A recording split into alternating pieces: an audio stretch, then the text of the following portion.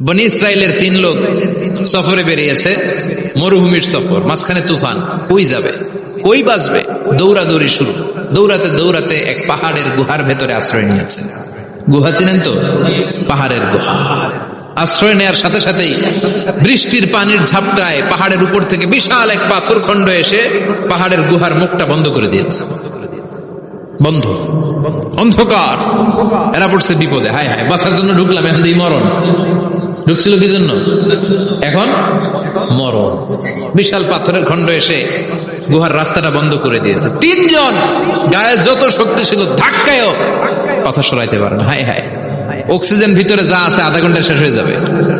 কি করে বাঁচবো? বাঁচার উপায় নাই। চিল্লা ফাল্লা শুরু হয়ে গেল, কান্নাকাটি শুরু। একজন বলে, তোমাদের জীবনে কার কি ন্যাক আমল আছে, যেই ন্যাক আমলটা আল্লাহর ভয়ে করছিল ওইটার ওসিলা দিয়ে দোয়া করে দেখো কিছু হয় কিনা। সুবহানাল্লাহ কোন।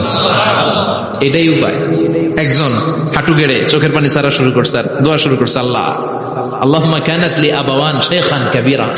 আল্লাহ, আমার বাবা মা ছিল বৃদ্ধ বৃদ্ধা, আমি পেশায় রাখাল, সারাদিন ছাগল চড়িয়ে রাত্রিবেলা দুধ আনতাম, সবার আগে আব্বা মারে দিতাম, এরপরে আমার ছেলে মেয়ে, এরপরে স্ত্রী। একদিন গভীর রাতে এসে দেখি আব্বা আম্মা ঘুমায়। দুধের বাটি নিয়ে আব্বা আম্মার মাথার সামনে দাঁড়িয়ে রইলাম। ছেলে মেয়েগুলো আব্বা এসে বলে, আব্বা দুধ দাও। আমি বললাম পরে, আগে আব্বা আম্মা খাবে, তারপরে তোরা। ছেলে মেয়েগুলো কান্না জুড়ে দিল, আমি দেই নাই। ফজর পর্যন্ত দাঁড়িয়ে রইলাম। ফজরের আগ দিয়ে আব্বা আম্মা ঘুম থেকে উঠে দেখে তো আমার অবাক। কিরে বাবা, দাঁড়িয়ে কেন? বললাম প্রতিদিন দুধ খেয়ে ঘুমাও, আজকে আগে আগে ঘুমিয়েছো, দুধ খাও নাই, তোমাদেরকে আগে দিব বলে দাঁড়িয়ে রইলাম। আল্লাহর ডেকে বলে, আল্লাহ, ওই দিন সারা রাত দুধের বাটি নিয়ে মা বাবার শিওরে আমি দাঁড়িয়েছিলাম। ফজরের সময় আব্বা আম্মারে দুধ খাওয়ালাম, তারপরে ছেলে মেয়েদেরকে দিয়েছিলাম, তারপরে স্ত্রীর মুখে দিয়েছিলাম। ও মাবুদ, ওই দিনের এই কাজটা আমি দুনিয়ার কাউরে খুশি করার জন্য করি নাই, শুধুমাত্র তোমার খুশি ছাড়া। ওই রাতের ইবাদত যদি তোমার দরবারে ভালো লেগে থাকে, ফাফাররিজ আন্না মা নাহনু ফি, আজকের বিপদের দিনে কেউ বাঁচানোর নাই, তুমি আমাদের বাঁচাও। ফানফাজারাত, মুহূর্তের মধ্যে 1/3 বিশাল পাথর খণ্ডটা 1/3 ডান দিকে সরে যায়, এক পাশে সরে যায়। সামান্য আলো বাতাস ঢুকতে আরম্ভ করলো। এখন বাতাস ঢুকে এখন বেঁচে থাকতে পারবে এই নিশ্চয়তা হয়েছে। সুবহানাল্লাহ কোন। এবার সে বলল, ভাই তোর কি আমল আছে বল। দ্বিতীয় জন হাঁটু গেড়ে আবার চোখের পানি ছেড়ে আল্লাহর ডেকে বলে, মাবুদ, আমার এক চাচাতো বোন ছিল, কানাত লি ইবনাতু আম জামিলা ওয়া কুনতু উহিব্বুহা কাআশাদ্দি মা ইউহিব্বুর রিজাল আন-নিসা। আল্লাহ, সুন্দরী, অনন্যা, অপ্সরী, প্রিয়ংবদা, অনুসুয়া, গুণবতী, রূপবতী আমার এক চাচাতো বোন ছিল, তার প্রেমে আমি ছিলাম পাগল পাড়া। কিন্তু সে তো আমার ডাকে সাড়া দেয় না। অনেক চেষ্টা করলাম তারে পাওয়ার জন্য। চাচাতো বোন আমারে বলে, 100 স্বর্ণ মুদ্রা যেদিন দিতে পারবা ওই দিন আমারে পাবা। এবার আমি স্বর্ণ মুদ্রা কালেকশনের কাজে লেগে গেলাম। বছরের পর বছর চেষ্টা করে 100 স্বর্ণ মুদ্রা যেদিন পেলাম ওই দিন চাচাতো বোনের কাছে গেলাম, যে তার হাতে স্বর্ণ মুদ্রা দিলাম, বললাম চলো এবার আমরা অপকর্ম করি। স্বর্ণ মুদ্রা পেয়ে সেও খুশি, আমিও খুশি। সে পাইছে স্বর্ণ, আমি পাইছি তারে। গোপন একটা রুমের ভেতরে ঢুকলাম, দুজনে জামা কাপড় খুলে ফেললাম, নেকেড হয়ে পাপ কাজ শুরু করব। ইন দা মিন টাইম আমার চাচাতো বোন আমারে বলে, ও আমার চাচাতো ভাই, আমারে তুই আমার সতীত্ব তুই নষ্ট করে দিস না, ইত্তাকিল্লাহ, আমার সম্ভ্রম তুই শেষ করে দিস না, ইত্তাকিল্লাহ, আল্লাহরে ভয় কর। আল্লাহ, ওই মুহূর্তে ফিরে আসা কঠিন কঠিন, কিন্তু ইত্তাকিল্লাহ, আল্লাহরে ভয় করে, এই শব্দটা যখন শুনলাম আমার ভিতরটা কেঁপে উঠেছে। আমি মুহূর্তে তোমার ভয়ে জামা পড়ে ওই রুম থেকে চিৎকার মেরে বেরিয়ে গিয়েছে। আল্লাহ, সেদিন আমি পাপ কাজ করি নাই, সেদিন আমি মনের খায়েশ মিটাই নাই, তোমার ভয়ে সেদিন আমি দৌড়ে পালিয়েছি।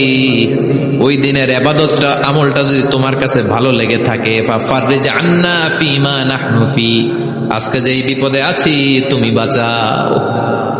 বলার সাথে সাথে 2/3 2/3 পাথরের খণ্ডটা আরো ডান দিকে সরে যায়। সুবহানাল্লাহ পড়েন। এবার আরো বড় ফাঁকা হয়েছে। এবার তারা বেরোতে চেষ্টা করলো, দেখে মাথা বেরোয়, শরীর বেরোয় না, হাত বেরোয়, পিঠ বেরোয় না, পা বের হয়, দেহ বেরোয় না।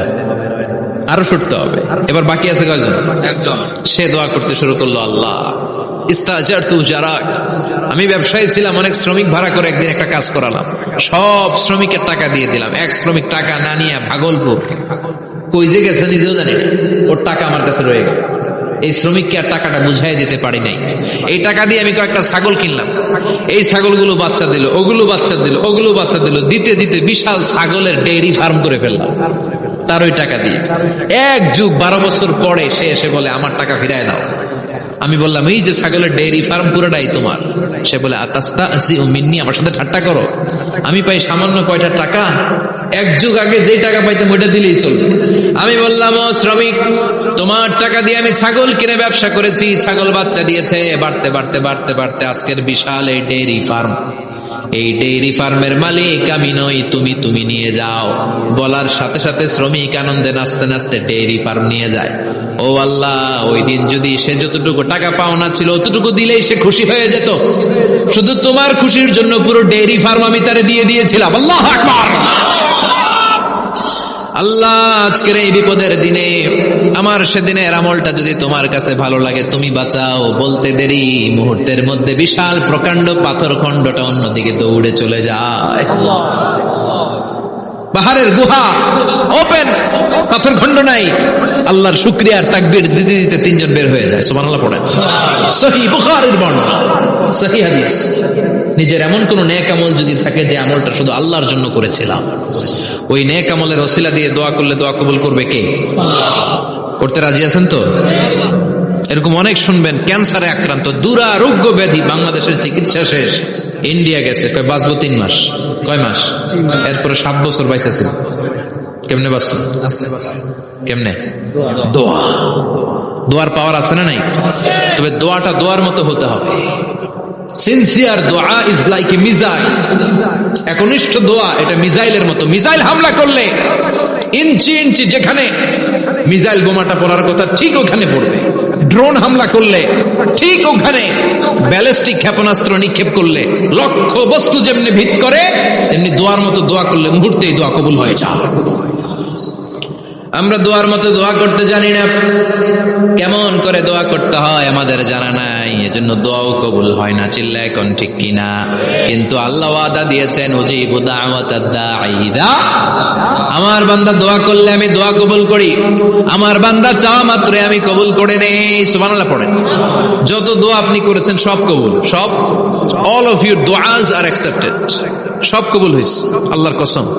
অনেকে বলবে হুজুর এটা আবার কি কইলেন, এতক্ষণ তো ভালোই কইতেছিলেন, সব দোয়া আবার কবুল হয় কেমনে? আমি তো জীবনে কত কিছু চাইলাম, কত কিছু তো পাই নাই। আছে না এরকম? অনেকে অনেক পেরেশান, আফসোস করে হুজুর চাইলাম আল্লাহ দিল না। 4টা মাইয়া, এবার কাবা ধইরা চাই আইছি পোলার কথা, এটাও হয়েছে মাইয়া। আছে না নাই? 5টা ছেলে হয়েছে, মেয়ের জন্য বুকটা হাহাকার। হজে যে আরাফাতের ময়দানে চেয়ে আসলাম, এইবারও হয়েছে আর একটা পোলা। আছে না নাই? কত কিছু চাইলাম, পাইলাম না, হুজুর দিল না আল্লাহ। বলে না আপনার সব দোয়া কবুল, তবে কবুল হওয়ার 3টা সিস্টেম আছে। কয়টা? 3টা। চান্দোলার ভাইয়েরা মনে থাকবে? কয়টা? 3টা। আপনি যত দোয়া করছেন সব কবুল, কারণ আল্লাহর কাছে কিছু চাইলে আল্লাহ ফিরাইয়া দিতে জানে না। আল্লাহ জানেই না কেমনে ফিরাই দিতে হয়। সুবহানাল্লাহ কোন? চাওয়া মাত্রই আল্লাহ বলে অ্যাকসেপ্টেড, যা কবুল, দিব দিব না এটা বলতে জানে না। চাওয়া মাত্রই বলে দিব। 3 সিস্টেম। নাম্বার 1, আপনি আল্লাহর কাছে দোয়া করলেন, চাইলেন, আল্লাহ বলে দিব, বলেই তিনি দিয়ে দেন আর আপনি খুশি হয়ে যান, পেয়ে গেলেন। নাম্বার 2, আপনি আল্লাহর কাছে দোয়া করলেন, চাইলেন, তখনও আল্লাহ বলে দিব, তবে এখন না, সবুর, একটু পরে দিব। কখন দিলে আমার জন্য ভালো, আমার চেয়েও ভালো জানে কে? আল্লাহ, পরে দিবে। নাম্বার 3, চাইলেন, দোয়া করলেন, আল্লাহ তখনও বলে দেব, তবে এখনো না, পরেও না, কিয়ামতের দিন যেদিন বিপদে পড়বে ওই দিন দেব। যেদিন তোর বাবা তোরে চিনবে না, তোর মা তোরে চিনবে না, বন্ধু বন্ধুরে চিনবে না, পীর সাহেব মুরিদরে চিনবে না, মুরিদ পীর সাহেবরে চিনবে না, ইমাম সাহেব মুসল্লিরে চিনবে না, মুসল্লি ইমাম সাহেবরে চিনবে না, কেউ কাউরে চিনবে না। ওই কঠিন দিনে তোরে আমি বাঁচাইয়া দেব। তাইলে দোয়া যা করছেন ছোটবেলা থেকে আজকে পর্যন্ত, লস হয়েছে না লাভ? লস না লাভ?